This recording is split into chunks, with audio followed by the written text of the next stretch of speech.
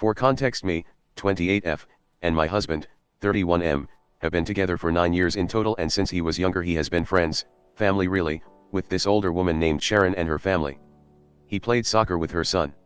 A couple of months ago, she asked us to house sit and dog sit for her while she was away on a business trip, and she paid for our flights from Pennsylvania to Arizona. She said that it would be less expensive to have us fly out than pay for a sitter for her dog that needs extra care. It was also a little vacation for us, so I felt kinda bad she was paying for us as well, but I went anyways. While we were there I had been cleaning the house.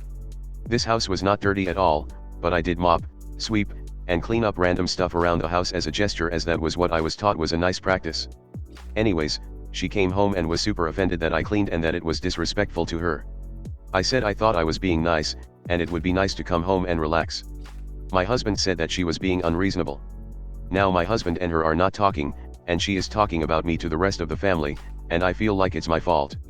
Am I the asshole? My girlfriend and I, both 30, go on this trail by the river sometimes.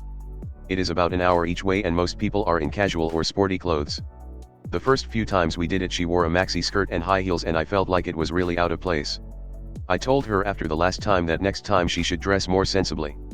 She claimed it was fine, but it is really out of place, and even if she won't admit it she definitely struggles, particularly at the end of the trail where it is not paved. Everyone looks at her and she even gets a few comments, especially about the shoe, so I wonder if she does it for attention. We went again recently and she showed up in the same type of outfit. Long skirt, heels clicking on the ground, makeup done like we were going to dinner instead of a walk. I felt embarrassed walking next to her because everyone else was in athletic clothes and she stood out. I reminded her that I had already asked her not to dress like that for this specific activity. She told me I was being controlling and that she can wear whatever she wants. I feel like she is deliberately ignoring what I said, but at the same time I do not think it is unreasonable to expect her to fit the setting. AITA for saying something? I, 21F, was at my partner's, 21M, house the last couple of days. We are university students and I usually go to his home once a week during summer. His mother will usually cook dinner once whilst I am at their house. She is a lovely lady and we get on well most of the time. However, at the dinner table, she served me meat and I kindly refused and said that I had eaten beforehand but really appreciate being offered a meal. She knows I have been vegetarian for the last few months but tries to include me on family dinners, which I do appreciate, but will decline as what she cooks will often contain meat. I politely declined and reiterated I was grateful to be over at her house, yet I didn't eat meat for personal reasons. She sighed, rolled her eyes, and it made the dinner very uncomfortable. It was the most awkward 20 minutes ever. I honestly considered caving and just eating the meat to fix the horrible social situation but couldn't bring myself to. My boyfriend even seemed annoyed with me and I feel quite terrible. I am vegetarian for animal welfare reasons and hope to move towards being more plant-based someday. I feel terribly rude and wonder if I should have just sucked it up. AITA. I, 25F, have a very complicated relationship with my biological dad, 53M. He was never really present in my life. When I was a kid, I would see him every other weekend, but 80% of the time he was drunk and passed out, 10% he just never showed up, and the other 10% he was actually fun to be around. He never came to any of my school plays or events, except my high school graduation. My stepdad has always been there for me. He always showed up to every event, supporting me, giving me advice, and basically being the father figure in my life. My biological dad has struggled with addiction and mental health issues for years. And it's gotten worse in the last 10 years. He hasn't paid rent in a while, his apartment is often filled with alcohol cans, cigarettes, and even cat and dog poop. He's tried to hurt himself several times. He's currently hospitalized. Me and my dad's side of the family have always picked up after him after being hospitalized, such as cleaning his apartment, visiting him and emotionally supporting him. He's tried stopping his addiction. We've talked to his social worker, but his psychiatrist keeps saying that he's all fine. A while back, when he broke his hip, one of my aunts got upset at me because I didn't bring him groceries or cook for him. Instead, I contacted social workers and meal services to try to get him help, but he refused it. Now my family is talking about going to court to have him declared incapable of making decisions, so someone would be appointed to handle all his medical and financial decisions. My uncle suggested it should be me because I'm his daughter. And I'm almost certain he's gonna ask me to let my dad live with me if he loses his apartment. The thing is, I don't want this responsibility. I also don't feel like he's ever really been a parent to me. I feel guilty, but I also know being his guardian would completely drain me emotionally and financially. I also feel bad because he's my dad, so I do feel like I have some sort of responsibility to help him out. I said that I don't feel confident taking this legal role, but I'd be okay helping in other ways if needed. One of my family member offered taking that role and that she wouldn't mind. But I'm scared that my family will see me as heartless and selfish, and I'm scared they'll cut me off if I say no. AITA for refusing to become my dad's legal guardian? I, 28F, run my own business as a seamstress selling clothes I've made as well as doing alterations. I've been open for 2 years, and I do a steady business, and my primary income from my business is the alterations I do. I have a sister, 29F, who we'll call Lana. Lana is currently a recovering alcoholic and I'm trying my best to support her. Due to DUIs, she has been struggling to find a job and her mental health isn't helping her keep any job she finds. I feel really bad for her, and while we were visiting my parents on Monday, I made the offer she could work for me. When I made the offer, I said that she could work inventory and register like a normal employee. She seemed pretty on board but said she would have to think about it since she didn't want to leech off me. Our parents were also really on board and encouraging and thought this would be a great opportunity for both of us. Wednesday, my mom called me and asked if the building would now be in both Lana and I's names. I asked her what she meant and she said since Lana is co-owner her name should be on the lease. I told her it wouldn't, because she wouldn't be co-owner. I made it clear to my mother that Lana would be like any other employee. The reason I wanted her to work with me is so if she relapsed, she wouldn't risk losing her job again since I know what she's going through. Mom beat around the bush trying to convince me to make Lana co-owner, and I repeatedly told her no, not only for Lana's sake but also the sake of my business. I don't think Lana would be a bad co-owner, but at this time, she's still fairly unstable and I don't want her to get stressed and fully break her sobriety. I made this clear to my mother in our phone call before she eventually gave up. I thought that was the end of it, and few hours Lana called to ask if I hired her what she would be doing. I told her the same thing I said at dinner, that she would mostly be doing inventory, register, etc. She asked if she would help with any of the clothes and I told her when she learned to sew I would consider it. She accepted and seemed excited with the arrangement since both of us have always loved fashion, and we agreed I would host an interview with her at the end of next week on my day off. My dad called me yesterday scolding me about the position I was putting Lana in and was telling me a meaner version of what my mother was saying and continuously trying to hound me to give Lana a higher position. I was getting really frustrated and I told him that if he and mom wouldn't stop pushing, I just wouldn't hire Lana at all. My dad called me a terrible sister before hanging up. I called Lana and told her what happened and my words about not hiring her. She got upset with me and I apologized and told her I still wanted her to work with me, I just didn't want to drama with mom and dad. She understood but is still upset with me. I would even say that even in the heat of the moment. AITA. Last night my wife, 31F, fell asleep with her laptop open. I wasn't snooping, but when I moved it to plug in her charger, her search history was up. The last thing she typed into Google was, "How to stop feeling like a burden to everyone you love." She's been smiling, laughing, acting normal around me. I had no idea she was feeling that way. Now I'm lying here next to her, pretending everything is fine, and I feel sick. I don't know how to bring it up without making her feel worse, but I also can't unsee it. I'm terrified I've been missing how much she's hurting. So, this happened about a year ago, but it still messes with my head and I just need to get it out somewhere. My friend, let's call him Pandu, and I were just doing our usual thing, taking an evening walk through the farms in our hometown. It was all normal until we saw two guys sneak into a big sugarcane field. We were pretty far away but, you know, we had a good idea of what they were planning to do in there. My first instinct was just to ignore it and keep walking. Live and let live, right? But Pandu gets this wild idea. He turns to me and says we should film them. His plan was to use the video to blackmail them for some cash. I was immediately out.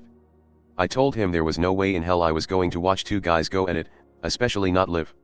He was determined though. He said he'd do it himself and just needed me to be a lookout. Since he didn't have a phone back then, he took mine and went into the fields. A few minutes later, I just hear him start screaming and crying. He comes sprinting back towards me, looking like he'd seen a ghost.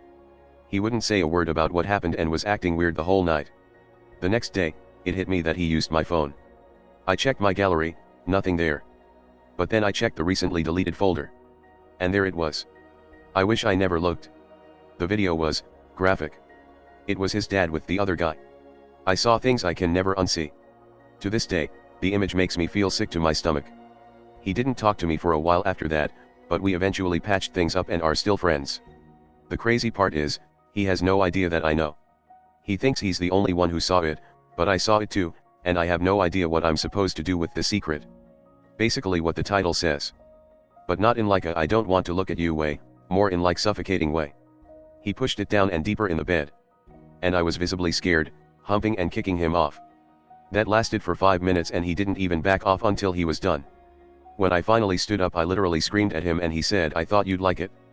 I've never ever enjoyed things like that and he knows it. We've been together for 2 years and he was very respectful, kind and sweet. I stormed off home and now he won't stop calling or texting me. I just feel pissed, confused and shaken.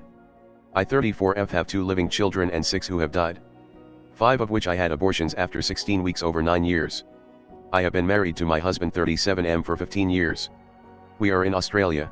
I think this is important to note. We had a baby girl, baby S, I won't mention names because people know about her, in 2011. Baby S was born with a rare genetic disorder that is nearly always fatal by 2 years of age. She died in 2012 from complications. We found out both of us are carriers and our future children had a 25% chance of inheriting the same disorder. I have been friends with a group of women since my youngest was born 4 years ago. They have been to my house many times but never in my room. The entire group visited a couple weeks ago for my daughter's birthday, and the main toilet was used so I said one lady could use mine. I have what I would call a memorial in my room, all 5 babies framed photos and ashes on my nightstand with a candle that says their name. This lady asked who they were, she knew about baby S and her passing as her urn and photo is in my living room. I explained as much as I could in a short time and she didn't say much but seemed sympathetic. Nothing else was said that day. Come this week and I found out there as a barbecue and I wasn't invited but everyone else was. I went to check the group chat for maybe a missed message, it had been very quiet I realized and I had been removed. I ended up making another group chat asking them WTF happened and replies were / I'm not comfortable with someone who gets pregnant only to abort, especially full babies like not even cells but babies. / I'm sorry but your values don't fit with my family's. / you have a shrine to babies you chose to make so you could kill them, you know. The lady who saw it? I didn't even reply. I just left that group too and cried. Not only have I lost friends but now my daughter has too, and I cannot imagine if she goes to school with these girls and they say something like baby killers or something. Maybe I am a disgusting person. Back info. We had the option of IVF and test PGTR embryos but that was unaffordable until 2021, and even then, for us it is not affordable. The treatment options were not covered by the government's PBS until 2018 and even then, they weren't great options. We chose to get pregnant natural and then have a medical termination if they were positive, which is free in Australia. From 2011 to 2020 I had 5 late-term abortions for babies who tested positive for the gene on the amniocentesis and 2 healthy babies. We lost 3 boys and 2 girls. Babies, J 2013, X 2016, C 2016, K 2018, R 2019. Our living babies were born 2014 and 2021. We chose to do an amniocentesis each time because of the lower miscarriage rate and if they were positive, I want to birth them, hold them, see them. I was going to be losing them regardless and we felt that a medical termination was the best for us financially and mentally. I wanted anything for my second live-born daughter to have a sibling. That's why we kept trying. Once we had that, we stopped. I discovered my sister 28F is having sex with my nephew 19M. For a little backstory, I have 3 sisters. 2 younger and 1 older. My nephew who I'll call PJ is the son of my older sister who I'll call Lena. And my sister who is having sex with my nephew is the middle sister. I'll call her Crown. When PJ was 4 he was taken away from Lena due to her drug habits. He was put in a good home but we didn't really ever get to see him. His new family didn't was us around. We saw him a couple times throughout the years during holidays. But he seemed to forget about us completely. A couple months ago my sister, Lena gets a call from him asking if he can come live with her. Of course she says yes and we were all really happy. Crown and him get really close over the first few days. He starts to prefer sleeping at her place. I don't mind. I'm just happy he's comfortable with someone. We had a barbecue at my place and I catch PJ looking at Crown's butt. I thought I must be mistaken. However, a few days later when I'm walking up Crown's driveway, I see them through the glass door at the front of the house. He's behind her with his arms around her and he's pushing himself into her. They stop when they see me and I don't bring it up. Where things get really weird is when PJ was staying with me and he was in the spare room and he was on the phone.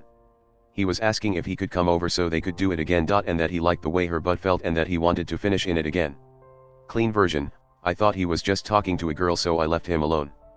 But I got a sinking feeling in my stomach so when I got the chance I checked his most recent calls. And it was Crown. I even checked the time of the call to make sure. I feel absolutely sick to my stomach about this whole thing.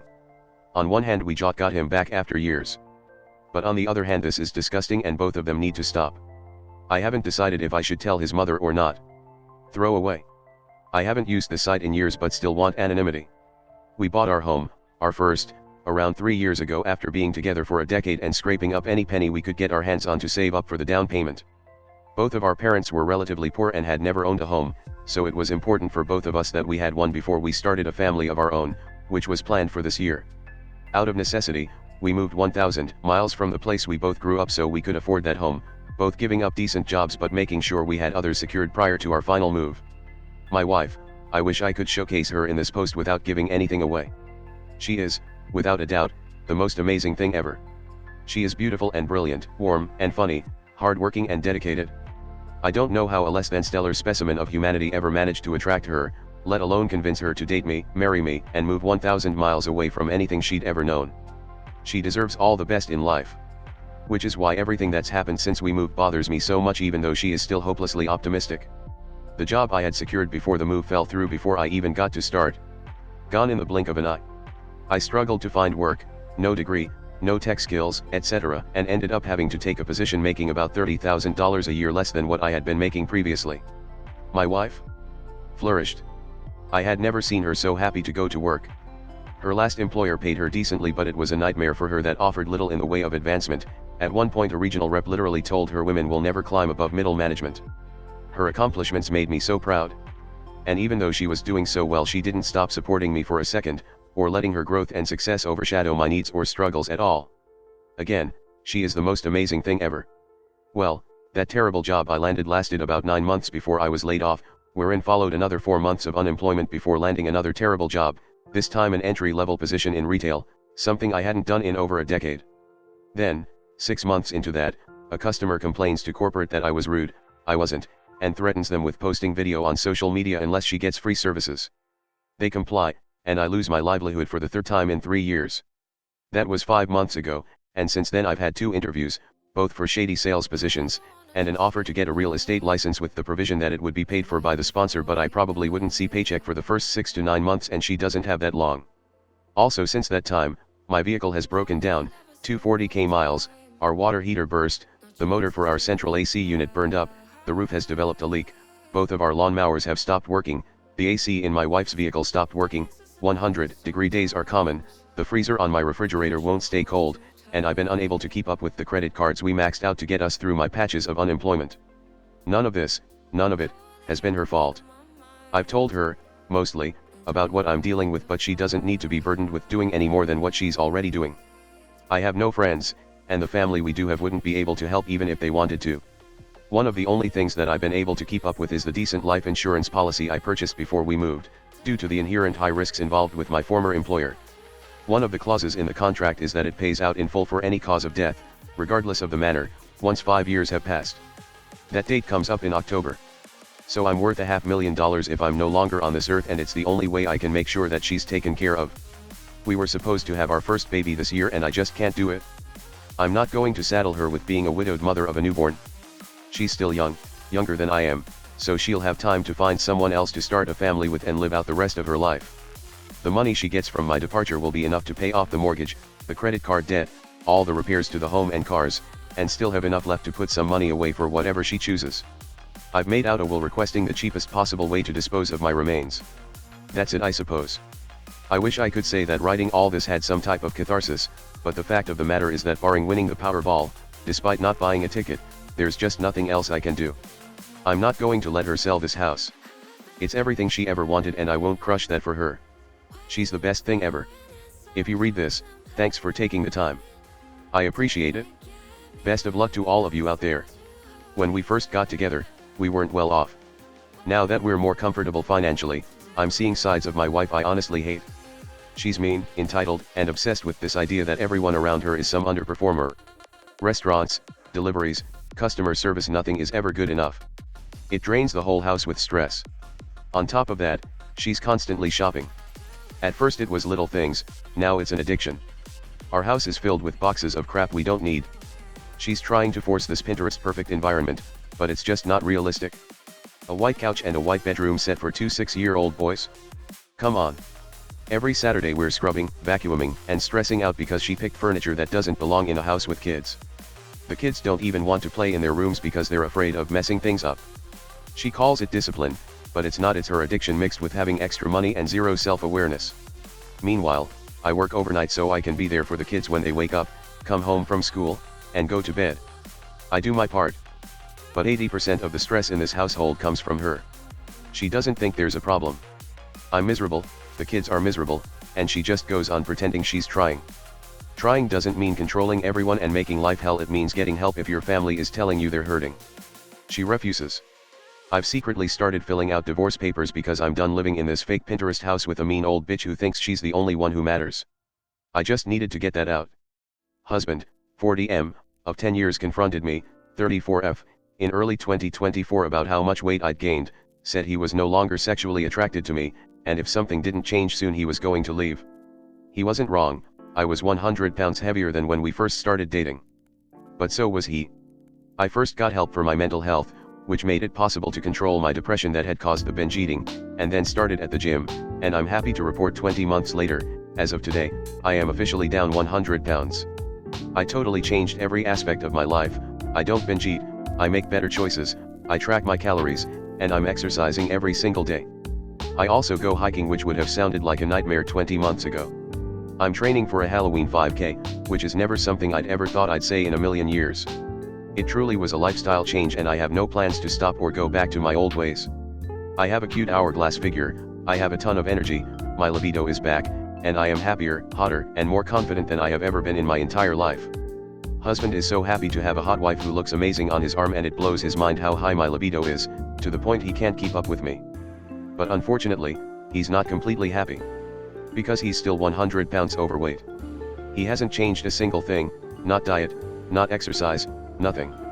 Additionally, now he is paranoid about me leaving him, and getting jealous that I get a hell of a lot more attention than I ever have. In public, guys hit on me, ladies hype me up, and it honestly feels great. It really feels like an ugly duckling glow up. I get treated better at work, my social life has picked up, I got out with my friends all the time now. Husband, however, does not. I can't remember the last time he's gone out with friends, only times he goes out is with me or work events. The entire time I'm out, he watches my location. I know this because I call him like, "Hi honey," on my way home. And he'll say, "Yeah I know, I'm watching." He makes weird comments like, "Where did you get that bruise on your leg? It looks like a guy's handprint." Or, "Why are you putting on perfume before going to the store?" Or, "Why are you wearing makeup to meet your friend for coffee?" The other day I bought myself a cute Halloween squishmallow, and when I was holding it while watching a scary movie he asked, "Please don't let me find out that's a gift from your boyfriend." 1. Bruises are from rock climbing at the gym. 2. I wear perfume daily. 3. I wear makeup because I feel pretty. 4. Nope, no boyfriend, I'm still completely loyal to you. I have never given you reason to not trust me, I have never hidden anything from you or lied to you. I keep my phone unlocked, I don't delete anything, you have my passwords, I haven't nor will I ever cheat on you. I'm sorry that my glow up, from the ultimatum you gave me, is so hard on you, but I have never been happier. I'm not going to stop living my life, I'm not going back to how things used to be. If you're insecure, that's between you and you.